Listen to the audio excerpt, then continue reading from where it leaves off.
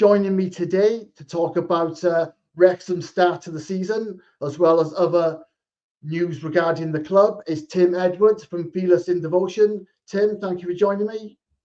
All right, mate. Thanks for having me. Good to be back.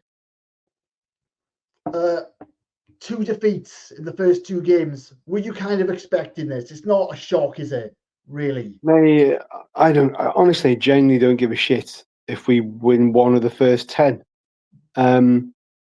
As long as we do it in a manner that's befitting of the club and the team. And they've shown they can compete. You know, we could have been out of sight at Southampton. We should have been way behind against Hull in the Carabao Cup, and we won that game. Penalties. And then West Brom was a weird one. West Brom, I think, could have gone either way. But people keep asking, what's your expectations this season? What are you expecting? It's like, I haven't got a clue, mate. I've never seen us play Championship football. I don't watch.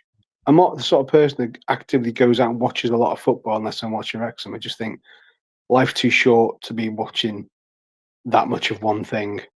You know, I just think, okay, maybe more in the winter or whatever, but I've just never been that inclined to take much notice of any of the teams apart from my own and Wales and stuff like that. So literally had no idea what to expect, but nobody can realistically be that fed up at the start we've had, because it was always going to be an adjustment period. It still is.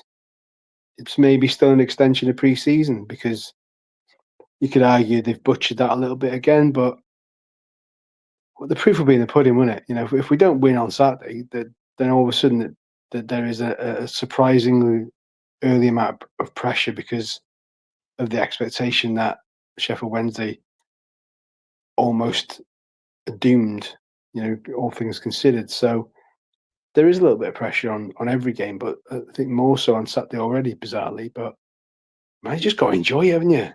Genuinely, for the first time in ages, it's nice to go into a season and not be the one where the expectation is placed upon us, where you can just go and enjoy it for the time being. Anyway, you know, if we get to Christmas, we're in the bottom 3. It's a different story, isn't it? But you would think with the signings that have been made, that the argument is that it's probably not anticipated now. A month ago would have been a different story, maybe. But you know, I put a tweet out a minute ago that Parky's gone from shopping in the Happy Shopper to Harrods in an instant. It's just absolutely mind blowing, and I can't get my head around it. I can't believe I'm sat here casual as anything. We've just signed another player for 5-6 million quid from Man City, who've got an option to buy him back. Yeah. Wild. I think 40 games for Norwich last year, was it, in the Championship? So yeah, great, he's got over 100 appearances in the Championship at the age of 21. He's even said, look, I've been looking for like a permanent move now, because weird, isn't it? At the age of 21, I mean, that gives you an idea of how mature he is and how well developed he is coming through that Man City academy. You know, that with the way the game is played now from the back, you need somebody who's calm and composed. It wasn't that long ago, as good as the likes of Tozer was, you'd always panic a bit if the ball was at his feet. It's like, where is it going to go? Whereas this lad's very composed at the back, likes an assist, likes a pass, can chip in with a goal. And it's like everybody's saying this is, you know, that there's a podcast, I forgot what it's called now, but they're very, very, you know, clickbait central when it comes to Wrexham. They'll put something that's going to get the hopes of every other football fan base on their side. And they've just said now that their argument is that this could be one of the best signings by any club at this particular window. So, and as it pains me to say it, they've probably seen more Championship football than you and I have in recent years. So you go, okay, we'll take that. But proof's in the pudding, isn't it? We'll see what happens the weekend. Well, I came across his stats today. Someone put a graphic up. Very, very impressive. Like he was the number 1 defender, I believe, something like that. His stats really impressive for last season. So you expect he's going to, we'll come back to the signings, but you expect he's going to start. Although there's a lot of people now battling for these places. Well, yeah, and it's like the weird thing now is we've got these players who've done us so well, and all of a sudden they've gone into that kind of the Mullin syndrome, where we've had these heroes, and then they're now either pushed aside, discarded, through no fault of their own. It's just the upward trajectory of the club has caught everybody out by surprise, especially the management team and the recruitment team. Thinking, okay, now we've got to be honest and say, I think we need to look at where we have to improve, and they felt that they needed to improve the vast majority of the squad. Yeah. So you've got to trust in that process, and as hard as it might be, we're now trying to form bonds and songs and everything for this raft of new players. We haven't even. It's like somebody's pulled like a really nice rug from under our feet and stuck another there that's made of gold. Like, here you go, lads. Like, we haven't come down from heaven yet to kind of understand what is going on. I found it bizarre at Southampton. I found it slightly bizarre against West. It won't get any less bizarre for a while.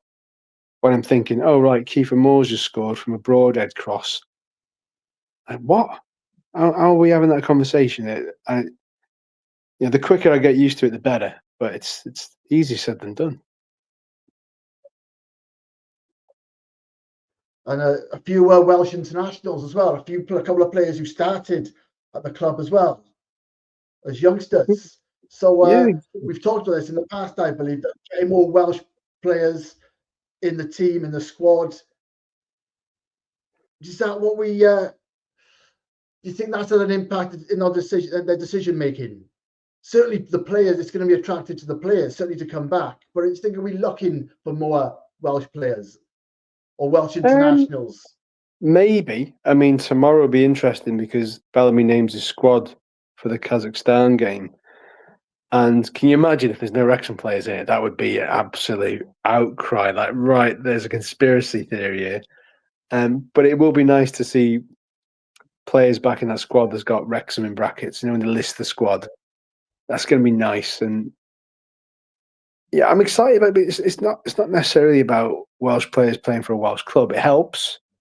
Now we've got the international window and everything else, and maybe it does. Maybe it will make the powers that be at the FAW go, oh well, they're keen to support Welsh players and infrastructure. They've got the pitch there now. They're looking at doing the stand. Maybe we'll get a few National League games out of this in future. So maybe there is a little bit of an underhand ploy there to get proper Welsh football back at the racecourse, which is long overdue, by the way. Well, I think that'll happen when they finally get the cop. Yeah, but this isn't just about getting Welsh players at Welsh club. It's about getting the right player at our club. And it just so happens at the moment there's a raft of really good Welsh talent, either experienced in the case of Moore and Broadhead to a certain degree. Broadhead's probably not hit his prime yet, but he's likely to have those years with us. And then somebody mentioned Jordan James. If Jordan James comes, I'm telling you now, that is a top 10 finish. It is a top 10 finish all day long. He would by a country mile be the best midfielder that we've got at the club. I'll be honest, I never heard of him. But the response is phenomenal. Like I said, I never heard of him, John's here, but the response has been fantastic. Very, very great response. People really excited. And most of these rumours have come off. Every player they've seemed to be linked with, they've got in the end. I know. Wacky, isn't it? I think it's always a case that they're looking at usually 2 or 3 for one position, then they'll go, right, who's a preferred choice? And if that doesn't come off, they'll go for somebody else. So it's like that Sievert fella, the Ajax fella, he's tipped up at, I think, Prague, somewhere in Prague, something like that. He's tipped up there. So they might have another idea of where they were looking after that. So, yeah, it in a funny way, we've gone from hearing 1 or 2 rumours about 1 or 2 players to being, it's almost muddied the waters. Like, you don't know what to believe. You literally don't know what to believe. Like, you got the legit in the know guys who get the steer. Is it Peter O'Rourke, something like that? You get a few who really get the steers in these players, and 9 times out of 10 they're right. So you got to go, okay, I'm not gonna not trust their judgment on this. And it's just madness, man. I in my head, I'm still scarred by the likes of Golden Mateo and James Chambers and Chris Sang Adam Barton. Well, what? I mean, that you look back at that. Different times, though, yeah, and different. Honestly, did what they had to do, I suppose. Yeah. Well, some of them did. Yeah, some of them. But yeah, is it a case? Could you have too many good players? Is it going to be a problem now? A good problem, but a problem. I don't know. I don't know. Maybe because everybody in there will say, "Well, I'm a good player. I can back myself. I need that spot." But it's what he's always had. He's always had competition for each position. It's just we're now in a different level of caliber of player. You know, the big key for all of us, I think any fan will know this, is how he keeps that harmony in the dressing room. It's all very well passing the dickhead test, by the way. You know, you can all pass the dickhead test, but with a group of people you don't necessarily know yet, you'd like to think that there will be leaders in that dressing room that will guide these players in. This is our culture. This is the way we do it. This is how we respect people. And to be honest, I think it will be okay because I don't see how any player could come into this club knowing what is going on at the club, where it wants to go. Why would you piss on your own chips to be an arsehole? Because I'm sure they would be pulled up by it. You got likes of Cody and McLean in this. And look, if you really fuck around here, you'll be told as much, and you'll be on your ass out of it. So I think there's definitely an element within that dressing room that a lot of other people can learn from. You look at the Isaac situation at Newcastle, and there's a Johan Visser at Brentford. Madness. Like if I don't know, let's say Max Cleworth like reset his Instagram tomorrow, scrubbed out any association with Wrexham, you'd be fucking livid, wouldn't you? You'd be furious. Like such disrespect. Yeah. And like, I don't agree a lot with what Wayne Rooney says, but he's got a new pod out now and it's everywhere. And he said basically these players are acting like kids. So I don't know if they're being ill-advised. They just need to have their own mindset and go, just stop. Like be a professional, play for the club that you're at until the very last moment, until you're no longer there. Because people like that, it is all about the money. It's not about the game. It's not about securing legacy or being a hero to the fans. And that's the only worry that I would have going forward. There's always going to be one. There's always going to be one that comes into a club. Doesn't matter how good they are on paper or how good they come across, you're always going to get one. And be very interesting when that happens, what the reaction would be by the fans, because they won't stomach it. They won't like it. They won't stomach it. They won't put up with it. We've seen it before, but we haven't seen it for a very, very long time. Do you think some of the more established players are going to struggle with perhaps being left out? The players who've been there through these promotions? Yes and no. Again, I think Palmer's the prime example of how you handle yourself. Don't think I'd be saying that 4 or 5 months ago. And he's come back leaner, hungrier, fitter, scored some great goals against Hull, gets bombed out of the team again for the weekend because Moore's fit to start. Just gets on with it. I can't imagine he's too happy, but he could have gone elsewhere. He was told he really should go elsewhere. Didn't want to go elsewhere. So if he wants to sit around here and pick up his wage for the next year, given everything he's done for us, you go, okay, fair enough, whatever. But, football's a short career. He needs to go elsewhere. He needs to get regular game time. And at the age he is now, he probably does have one good move in him. The problem with a lot of these players is, where do you go after you've been to Wrexham now? Because you don't get the same level of idolization and press interest that you do here. And they will have thrived off that. They've kept grounded, but you can guarantee they would have thrived off that. So from going very much in the spotlight to quite a chilled, well, you're just one of us now. You're not special.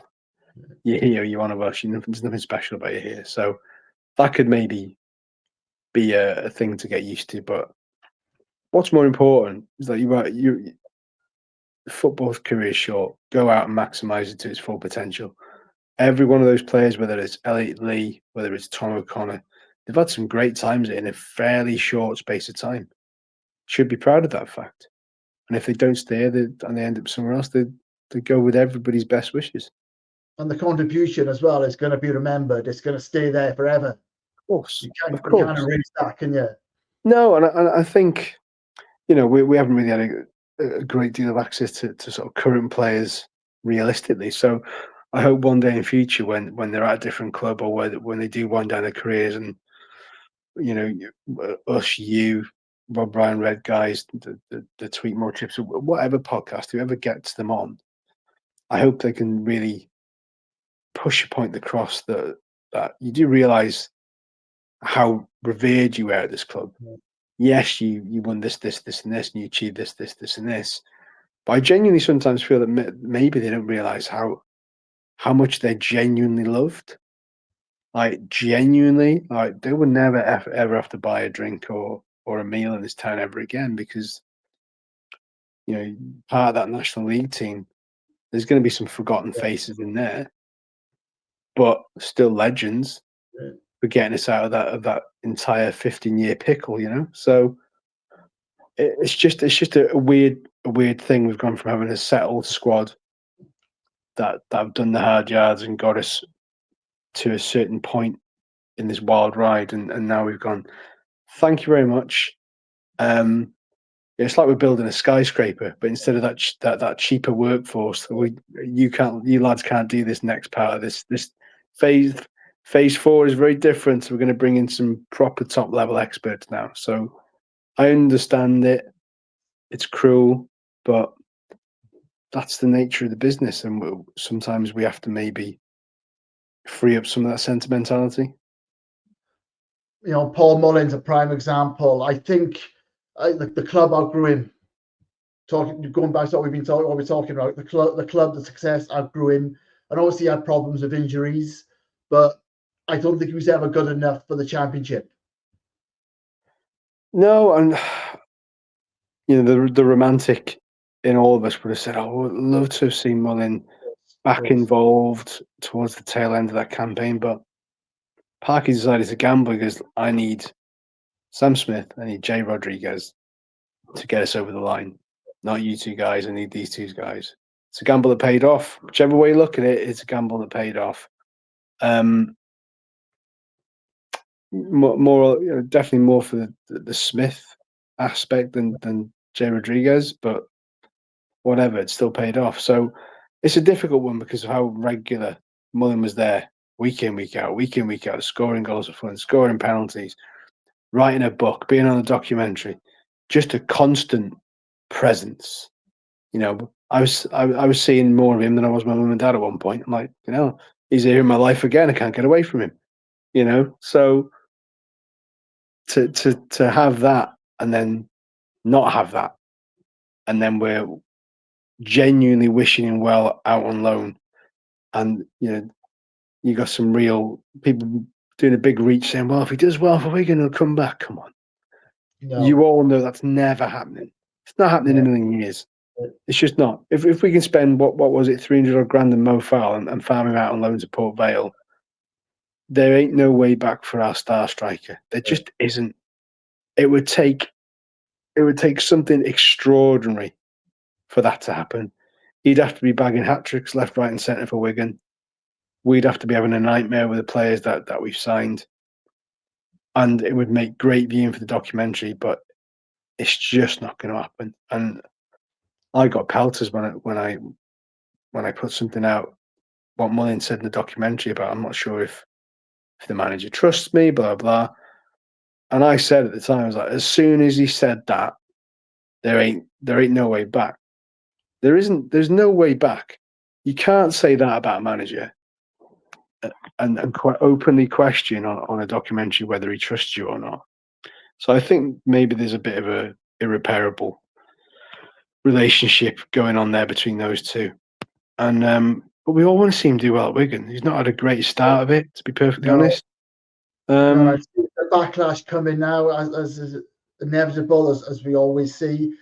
Even if he does find his form, stay there and keep doing well. Don't try and recreate what you had And it's difficult because sometimes you you're dealt a certain card in life, and the chips have fallen really well for him ever since he came from Cambridge. He took a risk; it's paid off really, really well for him, for the club, for everybody involved.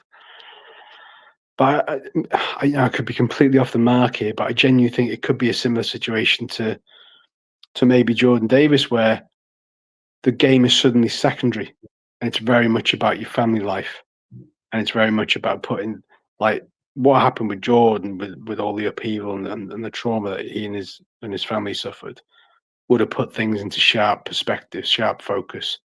Football is so far secondary compared to everything else that he had going on. And I think eventually that and a combination of the injuries just saw him ended up where he is now, and maybe that might be the case with Mullin. He's got his lad, and he wants to be there as often as he possibly can, as many hours of the day. Because that's him. He always said it was about the family. The football thing just merely leveled up to his family life and probably superseded it. So this is so good. And now I just think, you know what, it's back to the family life as an out and out priority, which it always was. But I think for him, it's like, yeah, I'll go to work. I'll try and score. If I don't, it's not a big deal to me anymore. I think at Wrexham, it was a big deal to him, not scoring, not being involved. But I think at Wigan, whilst he want to do well there and want to prove a lot of people wrong, I genuinely feel like he's probably not as over fussed about impressing everybody and proving people wrong there as he might have wanted to do so initially. But that's just me speculating, wildly speculating.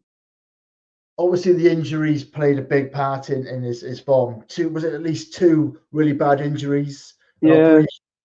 Was that the main reason, you think, or is that the main reason, or was it a case of the promotions? You're now playing in a better league, better players, not getting any younger. Was it a combination of the whole package, or was it just the injuries that really did him in?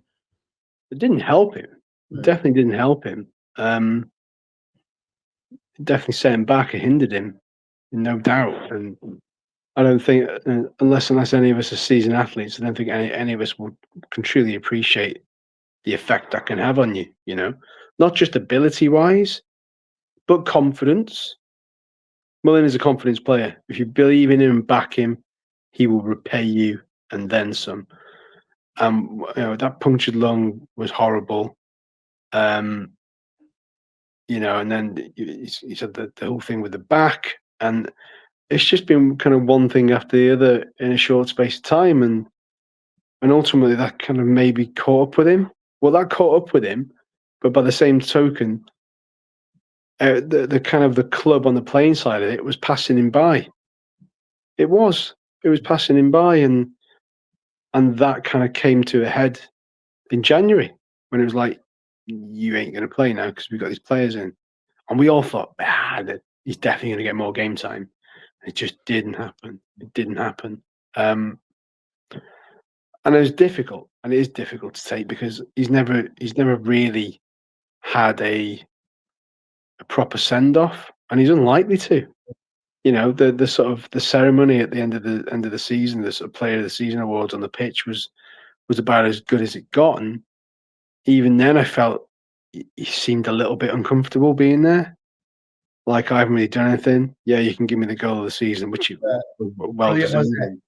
Yeah, of course it was, but it just felt to me that he felt a bit uncomfortable being there, because he wants to play a full part, not a bit part. He's all or nothing, Paul Mullin, all or nothing. But I think it will come good for him at Wigan. He just sticking him up top alone. It's not his game. He needs to run off somebody. Did Parky's game sometimes not help him? The way Parky likes to play was that not his best interests? If you know what I mean, at times. It's hard to say really, because you can't really argue with his goal returns in those first few seasons. Of course. So I wouldn't necessarily say he didn't play to Paul Mullin's strengths, because he probably did.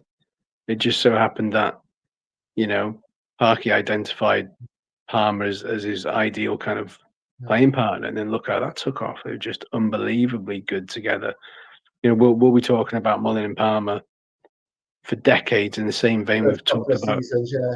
In the same way, we'll talk about Bennett and Watkin and Trundle and Morel in the same breath, and that kind of tells you that it definitely worked, and Parky was central to all of that. But all good things must come to an end, and so it's proven. Yeah, and going back to Palmer, I am surprised he's still there. I thought he would, because I know there were some issues last season behind the scenes. And but again, I was pleased with his attitude, certainly his interview after the whole match. Obviously, 2 great goals, and yeah, he seemed to get himself together. But I'm surprised he was still there. What a way to go, though, I think, for Palmer. And like I said, Mullin never quite had that. He never had this all. No, this is the thing, innit? And like, you know, ultimately, Palmer might go, "Fuck, I'm staying here. I'm not going anywhere. If I don't play again, fine. You're still paying me." But what a way to stick himself back in the shop window. I got a couple of goals against Hull, and look at the quality of those headers. So I wouldn't be at all surprised to see maybe his old club come in for him, Wimbledon. But that was the rumour, wasn't it, a couple of weeks ago? Yeah, well, he went to see him, didn't he? He went to watch him when we played Southampton. He was there at AFC Wimbledon watching them. I don't know. Honestly, I don't know. But I think wherever he tips up, again, he'd be like, we hope he does well. Same as with Mullin, we hope he does well. And you just think, why would you not want him to do well? There's been a lot of talk about, would he go to America because he's got a bit of profile over there now? I don't see it happening because young kids, you know. So I don't see him uprooting them in that respect. Got his house down south. I remember I interviewed him for the fanzine a couple of months when he joined Wrexham. I remember him saying, I would happily see out my playing career at Wrexham. And at the time, you're thinking, yeah, whatever. You don't think of it like that. But clearly, what the owners and Parky's, the vision that they sold the likes of Mullin and Palmer and all those early players part of this trip, he clearly bought into it and go, fucking hell, if that happens, why would you not want to stay here? So he might be true to his word, stick around like a bad smell or a good smell, depending on your point of view. But it's nice to have that option. You don't want players to leave under a cloud, you know. And strangely, in a weird way, the Mullin one threatens to be that one, where he arguably does leave under a cloud because there's no way he's coming back. Is there? There's no way. So yeah, who'd have thought that? Something for him, or have they just completely moved on? Is that the ruthlessness of the game? And you can't live in the past. Sometimes it can drag you back. I'm sure something can be done for him one day as a thank you. Yeah, I mean, 100%. You would think so. I just hope he doesn't burn his bridges too early and starts going on other outlets and starts bad mouthing. And he wouldn't bad mouth the club. He'd just be interesting to see what went on with him and Parky, how that conversation panned out. But yeah, it's a weird one. It's just an odd situation for him not to be here. But we're always looking for the Wigan result. We're always looking for a Mullin goal. And I'm sure there were other occasions he could have gone elsewhere. But it's a move that worked for him because he's not a million miles away from his family, which is what I've already alluded to. Very, very much about, you know, family. Oh, and I play a bit of football on the side. That is in his head, 100%. But I think Parky's in today's leader talking about finding solutions, and he's always found solutions. I think that's what happened with the Sam Smith signing, where he gave certainly Palmer a lot of opportunities. He stuck with him. Mullin, when he came back to fitness or he was coming back from injury, tried to get him involved, but he knew when we were sort of at that rough spell, automatic promotion playoffs, we're in danger of missing out on the top 2. He had to go in for that big signing. We wanted a striker in the transfer window, and he went and got it. And he made a decision that I need reinforcements. I need to improve this situation. Yeah, I mean, he's a problem solver, isn't he? He's a problem solver, and that's part of being a football manager. It's like a jigsaw puzzle, isn't it? It's like, right, he's injured, so who have I got? We've had so many injuries already. 3 weeks into the season, Windass, Kakache, Thomason, and we're like, but it's not a massive issue because of the players he's got waiting in the wings to come in. It's just like absolutely wild, absolutely wild. So he's a I was forward planet. surprised Kiefer Moore playing Saturday. That did shock me. I was expecting him. The Uh, word I, was it's a bad one. yeah, I got a few stares and that said, oh well, I've heard he's going to be playing. I'm like, well, it wouldn't massively surprise me, but again, that's a bit of mind games, isn't it? Why tell the opposition that he's going to play 3 days in advance of playing them if you can just pull the wool over eyes and go, surprise, got this.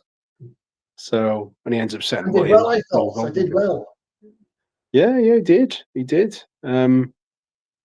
He's paid to score goals, isn't he? So we need to see some of that from him soon. And Saturday feels like a good opportunity to get some points and goals on the board, but you can't take it for granted. I was going Wounded to say, animal. going back to Saturday, is it must win?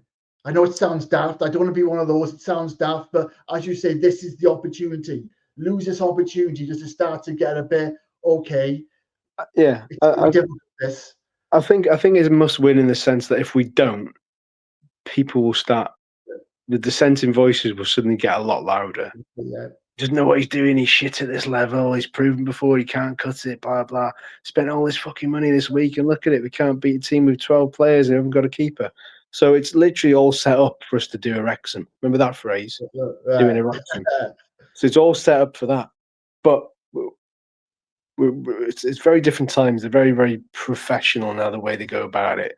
Parky won't settle for fucking anything other than if you're coming off that pitch. Like you said the other day, didn't he? Like against West Brom, because they didn't have to work hard for their goals at all. We've gone from being quite hard to beat to being a bit soft. Yeah. So we need to go back to basics. Be hard to beat. Be hard to beat. I think we've got the strength and depth to overcome on Saturday. And the fact that we're sitting here talking about potentially giving Sheffield Wednesday a drubbing is outrageous. It's not arrogance. It's just a measure of how far we've come and how sadly they've dropped, through no real massive fault of their own. So that's football, mate. I'm telling you now, there'll be times in years to come where we'll be having some struggles, no doubt, and we'll be castigating players for scrubbing their Instagram accounts and all this sort of stuff. Forewarned by it all. That's the danger, isn't it? When the novelty sometimes wears off, when there's nothing to be had, people go elsewhere, don't they? It's all rosy at the moment. There's so much opportunity, exposure, it's lucrative salaries, wages. When that starts to, the success goes and the exposure goes, people, they do a runner, don't they? They want out to the next best thing or the biggest thing that's turned up. Oh, he's just reading stuff. I mean, I keep coming back to the Alexander Isaac thing, and it's the wording was something like, Isaac was told that if a big club came in for him, he could move. Fucking hell, Newcastle are a massive club. Yeah. How can you suddenly decree that Liverpool are a giant-sized club compared to Newcastle? Yes, they've got bigger money to spend. Yes, they've got a serious amount of solid trophy building behind them in recent years, for sure.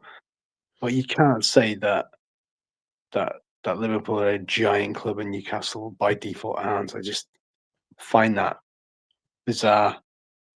Well, I But think they probably are a much bigger club in general, yeah. But you're talking about a top 6 Premier League team in Newcastle.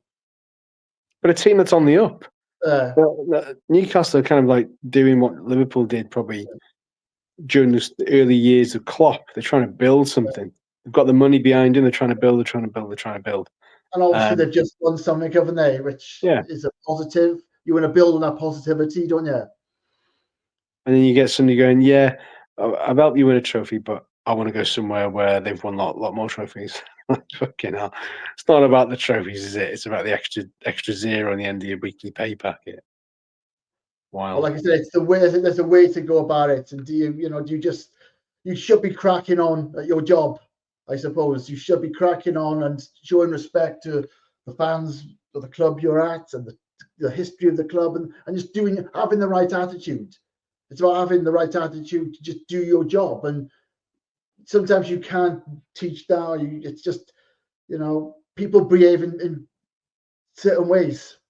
Yeah. And that's testament to everything that Yeah. that the owners and Parky have built at the club in 4 years or 4 and a bit years now. There's not really, I can't think off the top of my head anybody who's truly let us down individually as a player. We're thinking fucking that they've been shit or they're not interested or they weren't good enough. There's been nothing really like that, and you're probably having to go to the sort of last Keats era to really go fucking just crap, disinterested, awful. When you're getting wellied 5-3 at Wealdstone and stuff like that, you're thinking you should not be playing for this football club because everybody's got a tipping point, and we had plenty of those in the National League, but we somehow still sucked it up and stomached it and got on with it, didn't we? It's all having the right attitude and who you are as a person, I think. Not just a good footballer, not just a gifted player, like goal scorer. You've got to have the right attitude and behave in the appropriate way. Yeah, 9 times out of 10 we get that. But like I said, I can't think of many players that have truly ever gone, I can sit down and go, you know what, that person let us down. They were shit, or they had a questionable disciplinary record, therefore they didn't play any games. You feel sorry for the likes of like Jordan Davis and stuff, who didn't let us down. They just injuries let them down. Injuries ultimately let them down. And you think the first season Jordan got like 20 odd goals from midfield, and we all thought, fucking hell, we need to build a team around this guy. Remember everybody saying build a team around Jordan Davis and we'll be fine. And he's just dropped off a cliff, hasn't he? And it's just been a horrible time for him as we watch him from a playing career point of view. But as long as he's happy and healthy and he's got a happy and healthy family. Really. It is very bizarre what's happened. It is, but that does happen. It happens to players. I think it's more difficult to take because it's happened to a local player. You always want a local player to do well. And now we're all pinning our hopes. Max, to a lesser degree, wouldn't say local lad, but he's come through the academy. And you got Harry Ashfield now, and I hope people don't put too much pressure on him too early. I think because it's such a big squad and he was still involved in like against the Hull and stuff, that he can just kind of fade into the background a bit and just get on with his business quietly without too many people going, stick Harry Ashfield in. No doubt he'll probably get a loan.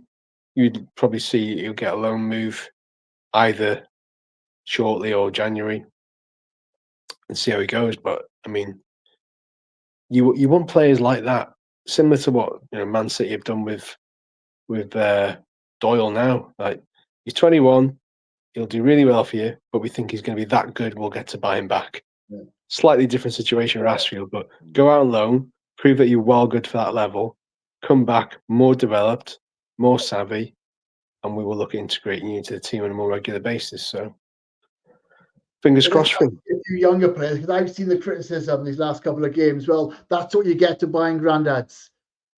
That's what you get. Yeah. Wrexham, the retirement home for footballers. All that retirement home. Shocking, isn't it? What a retirement home.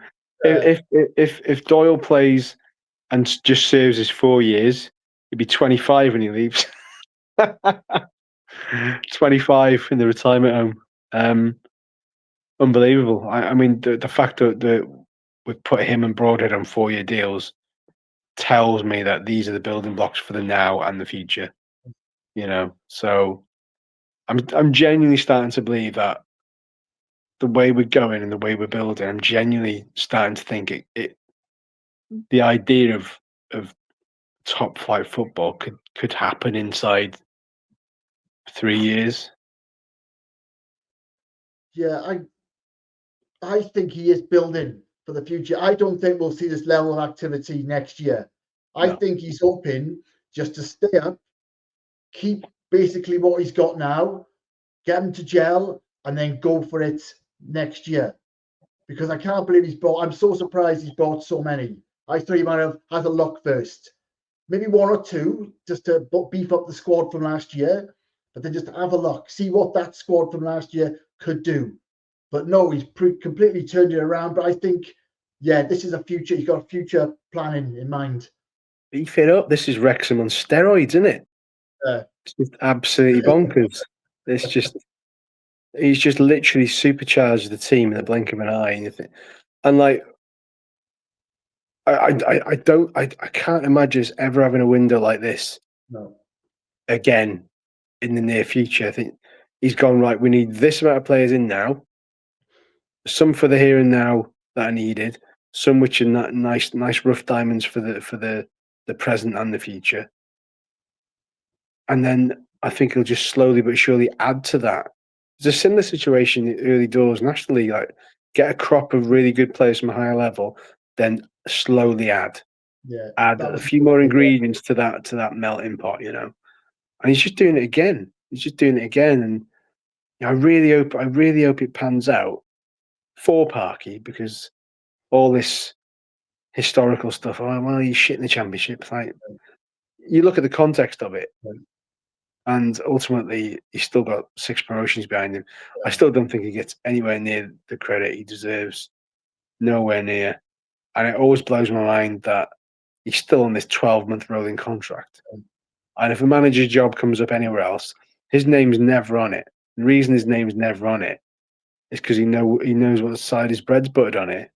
You know, why would you want to go anywhere else? Solid job, everything working in tandem with one another. But it always makes me wonder that he's such an unfashionable name in football circles. Maybe a bit sexy now because of the whole glitz and glamour, but I always find it weird that he's never remotely in the betting for a job at this level. You know, I'm sure he's been talked about, and they must be looking at him. You know, they must be looking at what he's done and what he's done in the past, and saying, well, I mean, he must be turning heads elsewhere. Whichever way, whatever happens, right? Let's just assume that. I don't know. Let's assume that in 12 months he's not at Wrexham. I can guarantee you, right? He'll have a nice big long holiday, maybe 4 to 6 months, spend some time with the family. He will have got the bug well and truly back for doing what he does, and he'll get a really good job somewhere else. He just will. Why wouldn't he? And you never know. You know, you can almost see him ended up back at Reading or something. Now they've got rid of that rogue owner. They're looking to build. They're looking to try and get the club back to where it wants to be. You know, again, Reading, not in my head, but the Premier League club for years, in the Championship for years. Never ever imagined they'd be in League One or anything further than that. So, yeah, mad. Yeah, going back to West Brom, they were in the Premier League, recent memory, like 4 years ago, and they finished 9th last year. So this is the caliber. They've only played outside the top 2 leagues. It was in the program on Saturday for 2 years. 2 years outside the top 2 leagues. So that's the caliber we've been up against. And going back to the first 2 games, could those goals have been prevented on Saturday? I'm hoping Ward doesn't get punished for that. I'm hoping he starts. I mean, look. I mean, the first one. Where do you start and end with who you blame? Do you blame McLean for not cutting out the cross, for not shutting him down earlier? It takes a nick off McLean. That wrong foots Lewis Brunt, who's therefore he thought where the ball was going to be going. He's now not in the position where the ball has gone by that deflection, and it's a good finish. The second one, it's a goalkeeping error, but look at the build-up to it. Yeah. You know, the lad chests the ball whilst Cody's behind him. Why are you not getting in the air and winning that header? Why are you letting him chest it off to another player? And then there's a bit of confusion between Max and Lewis Brunt on who's tracking who. Before they know it, it's in the back of the net. So, you know, I would not at all be surprised to see Doyle start straight away, and Brunt probably drops out. Brunt on his day can be very, very good. but he can I also be thought he was very, brilliant very, at very. Southampton. So I thought he was brilliant at Southampton. He's very hit and miss for me. He's very, very good, or he's well below it. There's no happy medium. I felt that since he joined. So again, you bring in players and go, right, we've got this guy to challenge you. So push on. But yeah, I mean, the free header against West Brom is kind of inexcusable, and it's like, okay, where's the defence? Who's marking here? But uncharacteristic of Wrexham. You have to say that it's uncharacteristic. We haven't shipped many goals. We don't tend to lose easily at home. There's going to be a lot of changes this year, but already Parky and the recruitment team said, "Fucking, this ain't happening on our watch. We need to become resilient and tough to beat again, and hold our own." And we've held our own so far this season, but not for long enough. When they got that free kick at Southampton, I knew they were going to score it. I knew it. And then when it was one each, and you see there's 8 minutes of added time, I was like, I've got a bad feeling about this. I've got a feeling of old about this. So yeah, but everybody said it was a bit of a sickener. Not really, not for me. I was like, it's one of those things. Maybe it's our gift to Southampton fans, because I think they've won about 3 in about a year or something. So we'll give them that little gift, and we'll just beat them back about at our place. Yeah, like you said, we were just these teams, both these games, we were in it. We fought well, we competed. They just had too much for us. They were just that next level, I think, overall, better than us. But in that second half against West Brom, I thought we were doing really well before the goals. Yeah, we knocked it back quite well, knocking it about a little bit quicker because we have to. I still feel that maybe the fitness is a little bit short, marginally, not massively, just marginally, just a little bit short of them where it needs to be at. That'll come. But yeah, I mean, it's easy to sit and psychoanalyze 2 games. I mean, the whole match, we should have been wellied, and we've, rose like Lazarus out of nowhere and won it with the best set of penalties you'll ever see. Certainly the best set of penalties I've seen since the FA Trophy final. They're brilliant penalties. So yeah, we just got to enjoy it. I'll enjoy Saturday. I mean, I'll be pissed off if we don't win it. 100%, because it feels like they're like a sitting duck or sitting owl, I suppose. But how bad is it there? What's gone on? Are you able to just go into detail? Do you know enough about what's happened? And well, they got the Thai businessman, the Deshphon Chansiri, who has kind of just run it in the ground. He kind of arrived at this white knight that was going to save him, take him back to the promised land. It's not turned out that way. Usual story of rogue ownership. We've been there, done it, worn the T-shirt. And they're just a mess. They're in a mess. They've got like 13 first-team players on the books. Their star player, goalkeeper, is out injured.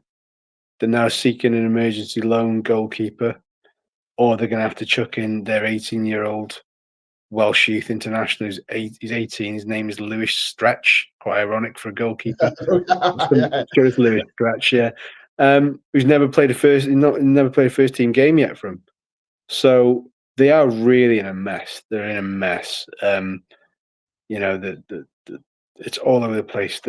Danny Roll, the manager that they really enjoyed there, he's kind of walked out now because he couldn't work with this guy in charge. There is no structure there. There's nothing, no director of football, nothing like that. It's just zilch going on. Just this guy who wants £100 million for Sheffield Wednesday, and it's probably worth about 20 million.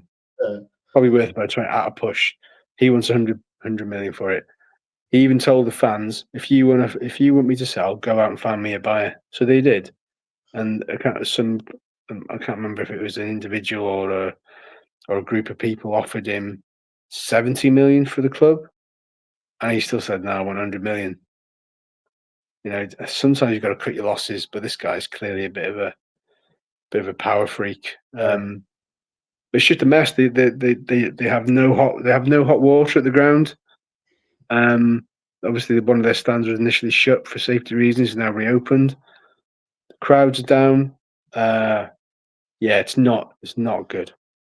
It's still happening, isn't it? Too often. You see Morecambe as well. They've had their struggles. In Yeah. serious trouble themselves. They've just been taken over, but it's happening, still happening.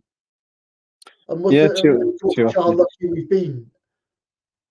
Well, this is the thing, and this is why I put that tweet out the other day, and bloody BBC Radio Sheffield buzzed me before to go on there about showing a bit of solidarity with Sheffield Wednesday fans because they're doing this peaceful protest where it's black and gold until it's sold, where they're wearing the black and gold kit.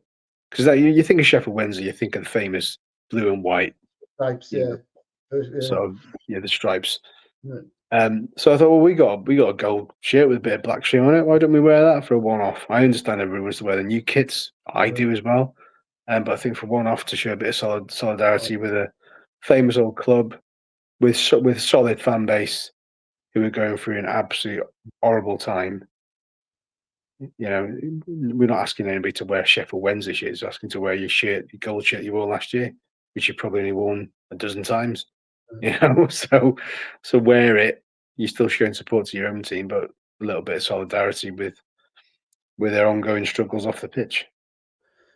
Do you think that was the worry when the interest in Ryan Reynolds and Rob first was made public? I know there was the excitement of having perhaps money and some celebrity, but could they do it right? What was their intentions? The owners we've had in the past, I mean, some shockers, absolute vile pieces of work. And I've talked about this with Tommy recently. What an opportunity they missed. They might not have had the global fame or maybe the resources to begin with, but what an opportunity. If they did it properly, what could they have built? Yeah. I remember how many even the old fanzine was called the Sheeping Giant, wasn't it? As a play on the words of the Sleeping Giant. And Wrexham always was. Yeah. Always was. But then every team every fan of every club will say that about their own club. But you felt Wrexham always was because you look at the crowds back in the 70s, and the history and the European history. So why can you not prick the curiosity of people to go, right, can we delve back into that? And the amount of revenue we're generating now via the sort of worldwide fan base is absolutely mind blowing. So yeah, it's just there's a lot of mood hoovers in the world at the moment, especially on social media and people picking up on fans for just being a fan. Like, fucking hell, just enjoy every moment of this. Embrace every moment of it. Embrace every goal we concede, as well as every goal that we score. Embrace Danny Ward's mistakes, because for every one mistake, and make 7 good saves, just like he did at Southampton. Embrace the 3-sided ground whilst he's still there. Because the atmosphere, I think it's been shocking recently, and it's always a dangerous territory to tread. You start slagging off atmospheres. But it's because it's been so good in recent years, because the team have given us so much to shout about. Buzzing off. You buzz off a good team, a winning team, And at the moment, we don't really know what we're going to get, because we don't really know this Wrexham team. It's unrecognisable. It's unrecognisable, isn't it? And I just thought that the West Brom atmosphere was a bit meh, hit and miss, whether it's the 12:30 kickoff time had an effect. And you don't have to sing. I get that, and sometimes we've all experienced it where you join in with a chant that starts further down the tech end during the Wrexham Lager, and you start shouting it, and everybody looks at you like an absolute dickhead. So you get a bit of a complex as well.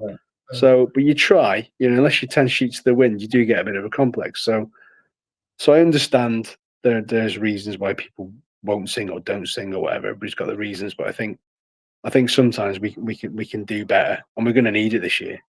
We're going to need it. We are going to need some noise. The whole fans sang us for 85 minutes or whatever it was. No, it's not a massive issue. It's a little bit of a bugbear because of how good we all know it can be. Yeah, and funny enough, at Southampton, we were bouncing. Were you there, Tim? I didn't notice you. I think you were, yeah. Yeah, it was amazing. I saw Andy. I saw Andy further down from me. And Yeah, Wayne Jones. yeah, yeah. But I was there. It was. it was bouncing. It was. I loved it. It, I was it, it, it literally was, right. I've only felt the ground shake at a football match twice in my life. Once, first was at Bordeaux when Wales played Slovakia in the Euro 2016 opener. And when we scored, when Bale scored the second one, I was in the upper tier and the entire thing was shaking. I was like, "Fucking, it's going to fall down this." But it's obviously just part of the ground because it's a brand new ground and it was just the way it was built. It's like being on that swing bridge in Hanbridge. You know, when you go on it, it goes all over the place. And then the second time I was at Southampton. Genuinely, I was like, it's moving. This place is moving. It was wild. It was great. And you know what? Yes, we lost, but it was nice to be there for that moment. Nice to see us score our first goal. Yeah, it was from the penalty spot. Big deal. Yeah. So there's going to be ups and downs. I think there's going to be more ups and downs again, though. You know, you just feel it. Just feel it. But in a weird way, in a perverse way, I'm enjoying the reset.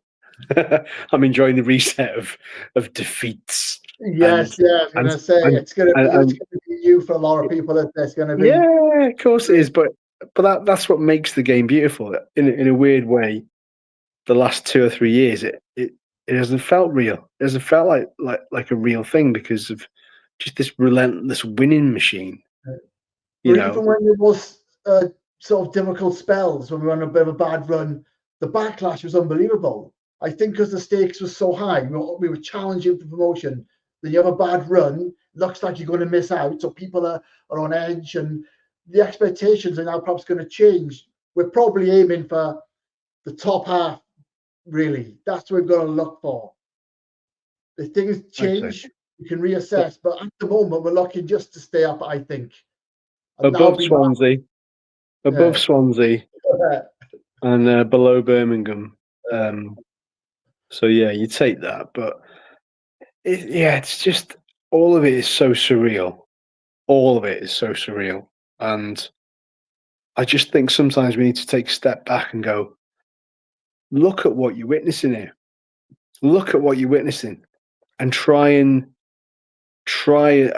focus on the positive aspects. And I know, I hated the whole idea of Danny Ward getting scapegoated so early on. And I had people tweet me, say, well, just because he had a game last week doesn't mean you can't have an opinion on how shit he was this week. I was like, well, yeah, but as long as you put it in context. And then I said, well, he made 7 saves at Southampton.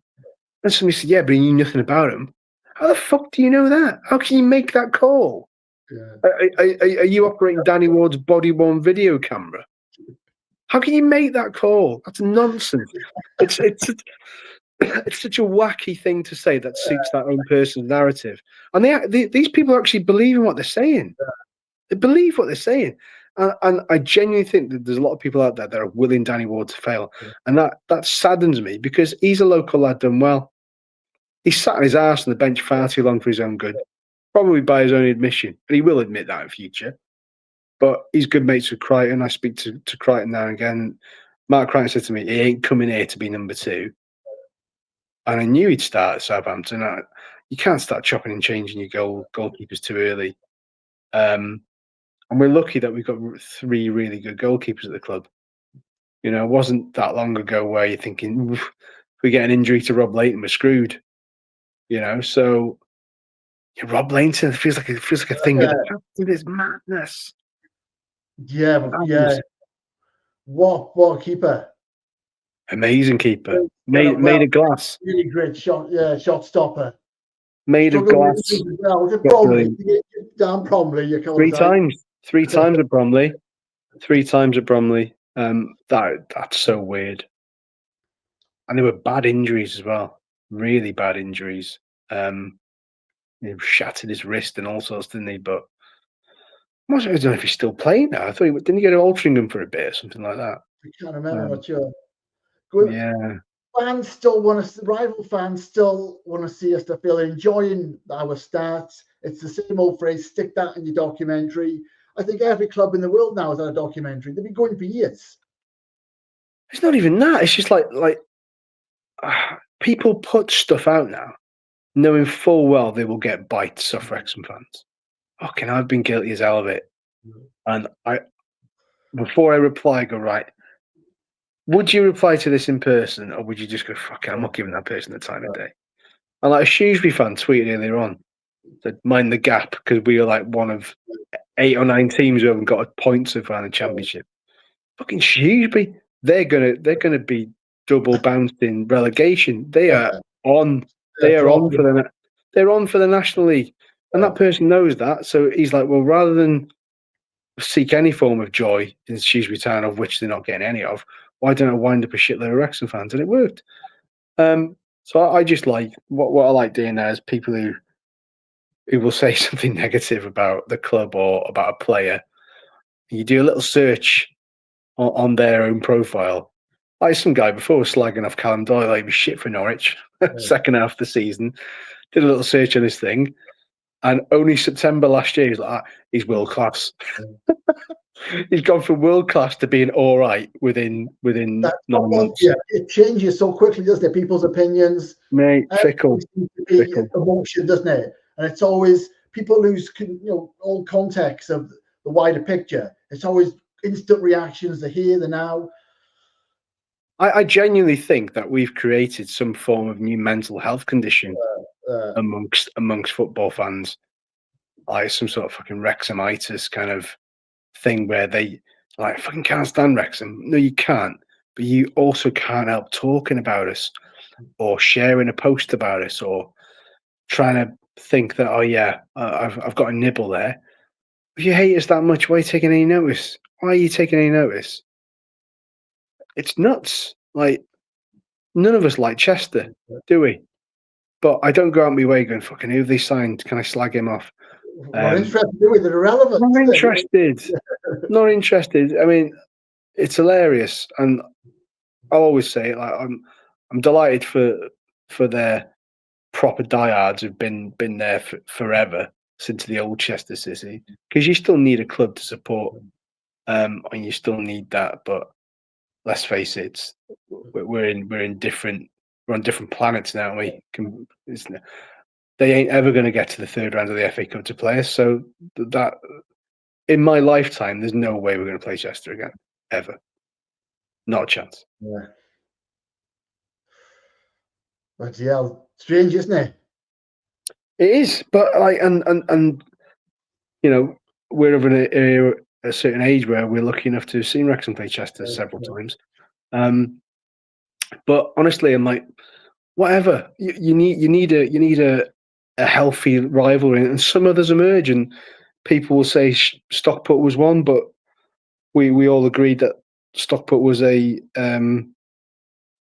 wasn't a rivalry in the true sense. It was like they say it was. I think it was more of a situational rivalry because of how the clubs have both been downed or trodden, come back up, investments, but similar sort of trajectory. So, but again, it was lovely to get back to this level before them. And I guarantee you, if they got back to the Championship before us, we never would have heard the end of it. Wouldn't have heard the end of it. But because it's us, we're just like, well, we'll just move on. I genuinely am thinking of Stockport in the same way I did Notts County now, where it's like, oh well, like in a weird way, I'll keep an eye out for Stockport because you think, well, will they come good again this year? They kind of came unstuck for them. They've recruited fairly well, but I think Challoner is kind of at that point now where I think if they're not in the mixer by January, I think they'll make a change. Just because of the money that's been spent there as well. So, but yeah, Notts County is weird, isn't it? Notts County was supposed to be our rivals coming up, and now they're like, that was breathtaking, wasn't it? Wild. Good team.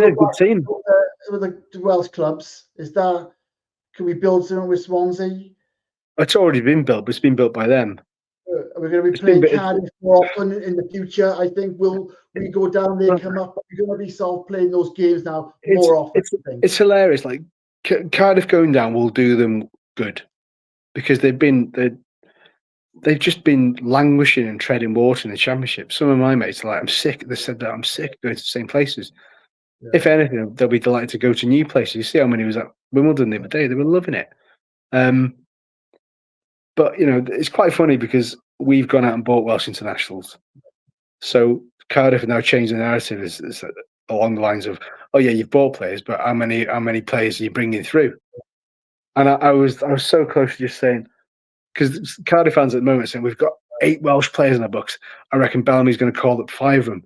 And I just felt like saying, you're not going to call up anybody from League One, because that's what they were saying about us. That's what they're saying about us when we hung our hats onto Mullin. But you know, we're way behind the curve when it comes to training ground and academy setup and everything else. So that will come with time. So in the meantime, we'll just go and hoover up a bunch of Welsh internationals, seasoned pros, seasoned veterans, and go from there. But it's great. But Swansea's a weird thing. That will be a weird one. It'll be horrible as well. It'll be horrible because now you've got the Snoop Dogg, bloody Modric. I forgot about that. Oh my God, no. Yeah. So I think we're going to be pretty close to each other this year. I think we're going to be kind of rivals for position. I think we're going to be thereabouts. Well, again, we come back to this kind of like people having pops for no real justification. I remember people saying this isn't a derby. Like people were like Birmingham, Hollywood derby. Fucking don't sweat the word. Don't sweat the phrase. Like Wrexham Cardiff and Wrexham Swansea. It's a Welsh derby, but people won't have it. It's like, well, it's not a derby because it's not close enough. Fucking hell! I mean, traditionally, a derby has always been like, well, it's a North versus South Wales derby. So stop trying to take that away from us.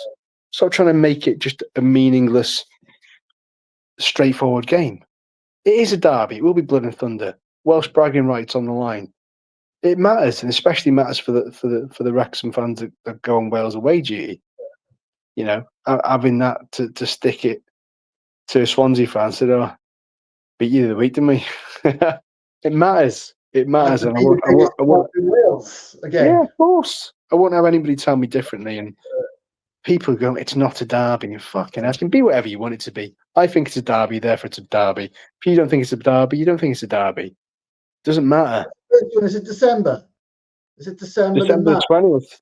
It's the Friday, and it's 19th or the 20th. 19th is. It's on a Friday night. So that'll be fun. Yeah. So is that here first, yeah? No, it's there. It's not. It's March. I think March is here. Is it March? Is it the second game? Yeah.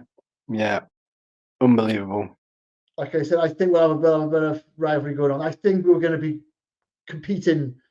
I guarantee you, right?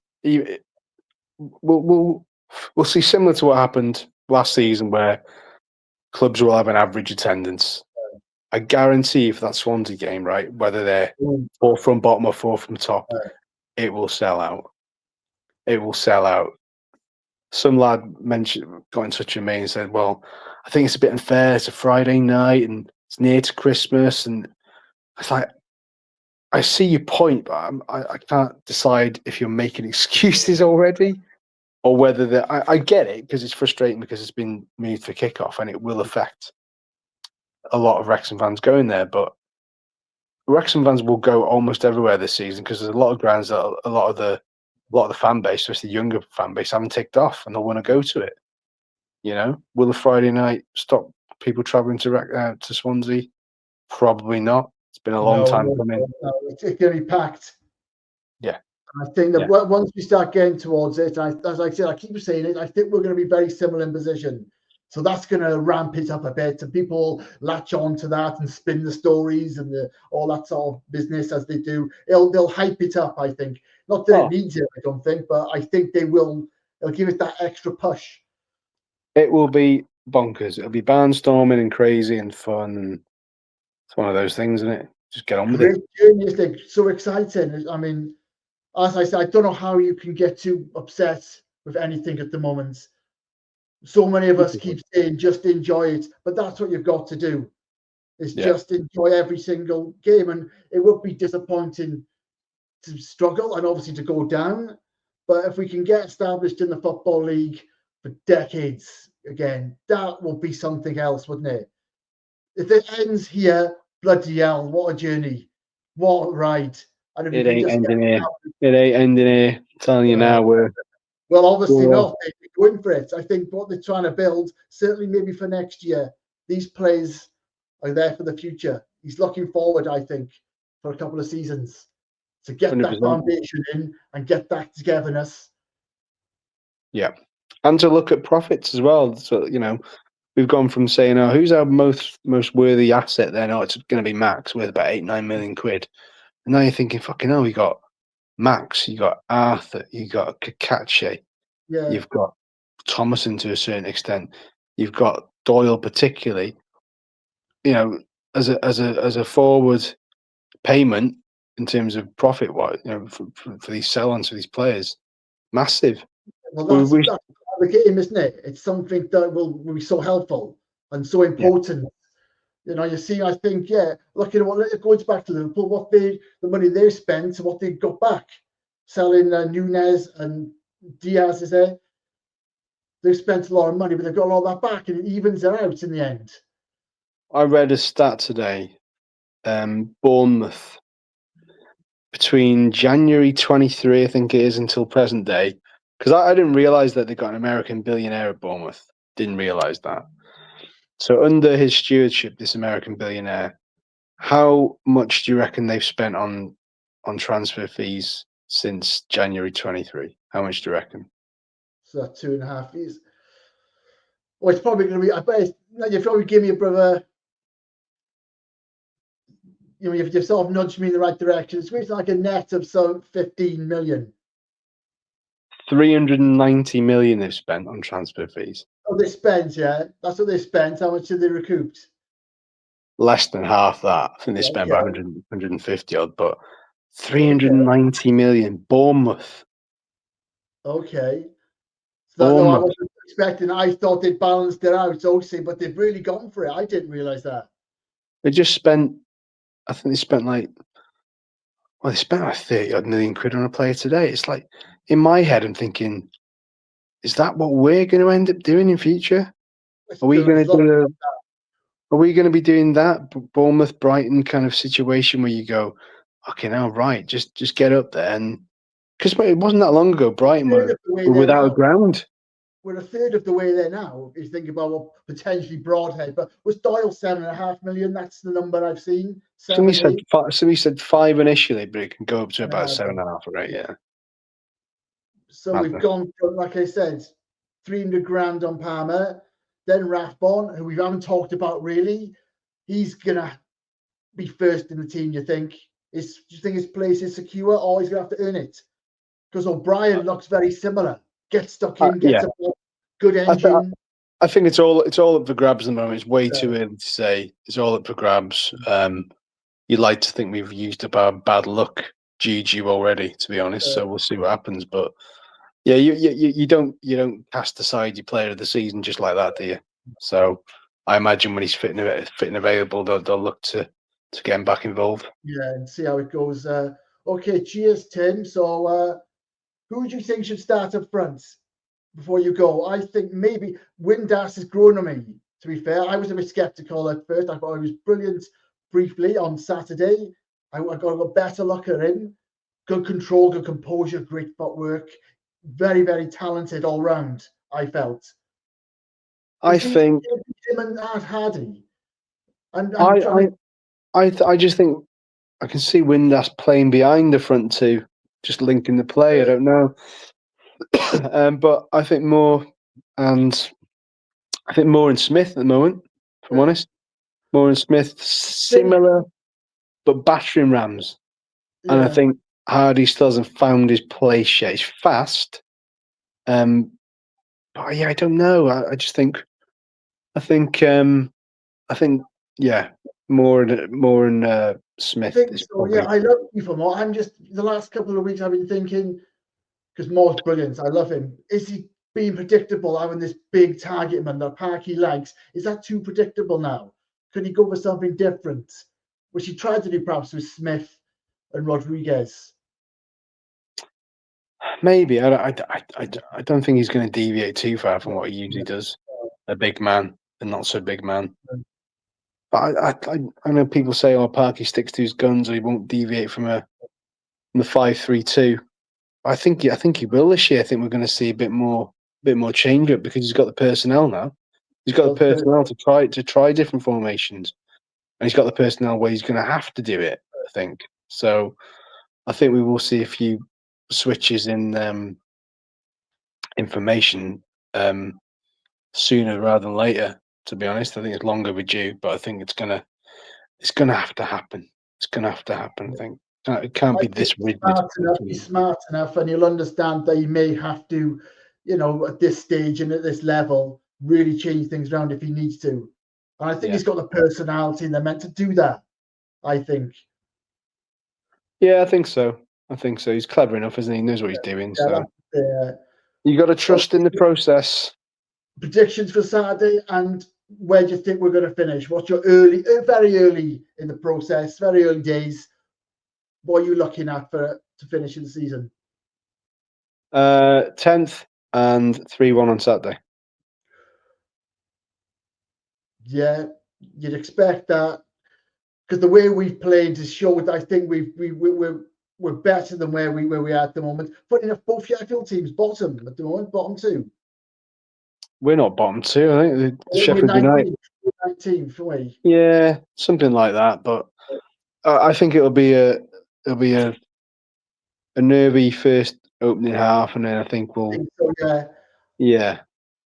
And as it clicks into place, as it sort of all gels, he finds his proper, the proper starting 11, the gel. I think he'll roll on, pick up points. 10th, that'll be fantastic.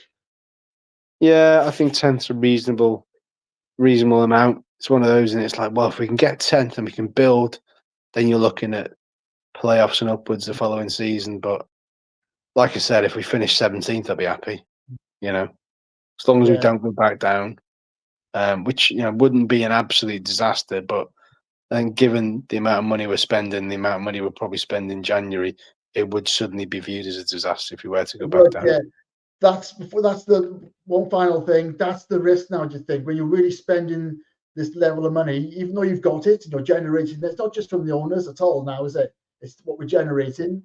You don't be making mistakes. So the pressure is for these signings to really pay off. Exactly, and I think they're going to have to. I think they will.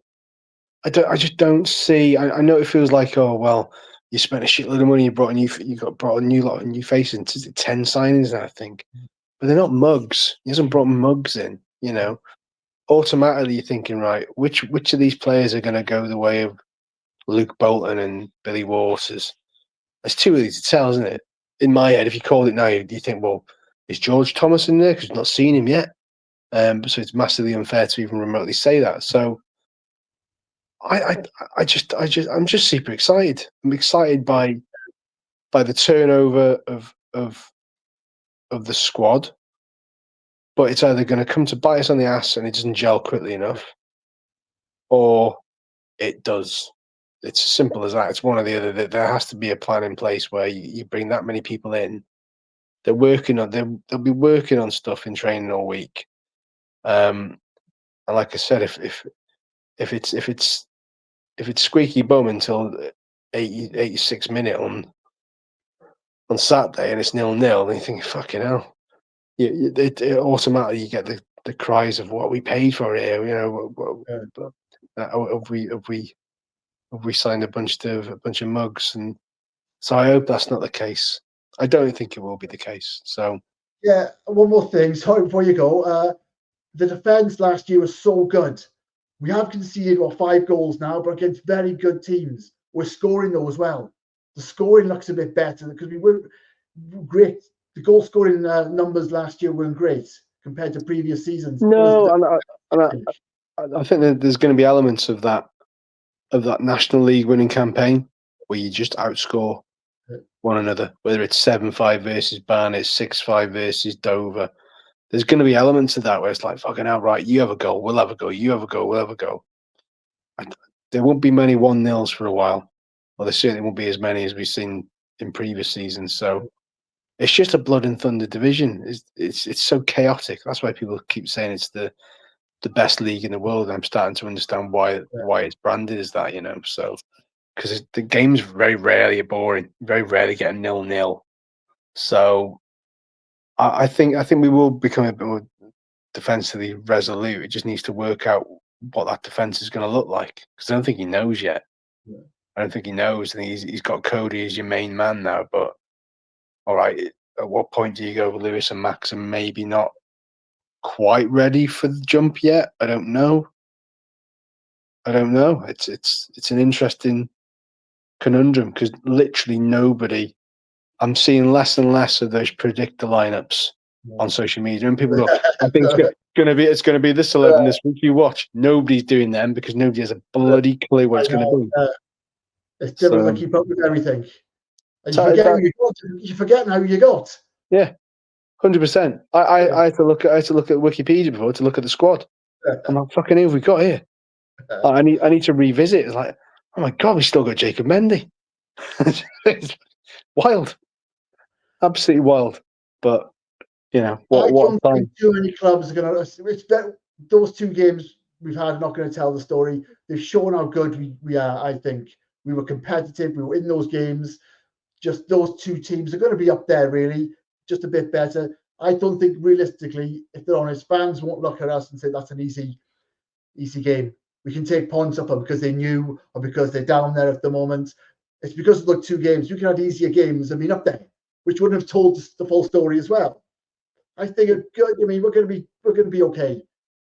We'll be fine. Solid team, I think. We'll be fine. Is this the best Wrexham squad ever now? Well, it's definitely the most expensively assembled squad. Whether it's the best is always open to interpretation. It goes on what you're wearing and how you do it now. Well, it's definitely the highest quality squad we've ever had. Yeah. Whether it's the best, well, that proof's in the pudding, innit? So we'll see. Okay, great stuff. Thank you, Tim Edwards from Fearless in Devotion. Great to see you as always. I really do appreciate it. And we'll do it again sometime. Thanks a lot, mates. No worries, mate. Take it easy.